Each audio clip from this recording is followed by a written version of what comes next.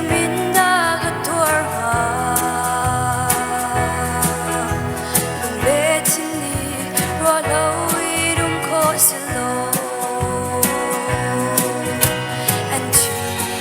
lu chin gan sui lu chin sung bi and kan nak ma pe kan cha dam nak sung bi asi ati zalun na kan muna kasi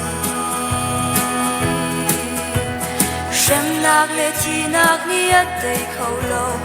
a kan kham tu ti nagin ni thum nu a thâu than za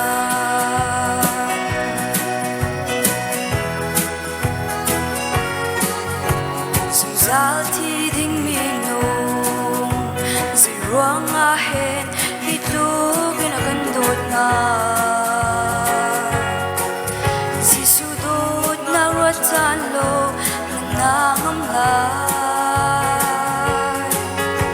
prophet chim chung bang khan a hung ti khan chung in a thau cha hallelujah amin thang cha chin câu se anh chỉ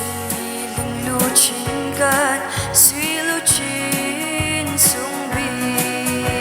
anh cần nak ma pe kan cha dam nak sung bi asi achi luang ni sung za lu nak kan mu nak asi nak le thi nak ni at day khâu lâu a kan kham tu thi nagin ni thum nu a thâu than zang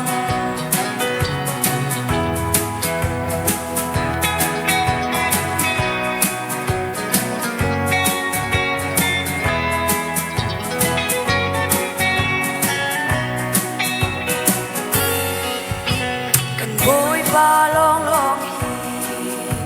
thu chan nak le kham nak tak tak chu si a chim bang in ni thum nu a thâu than chang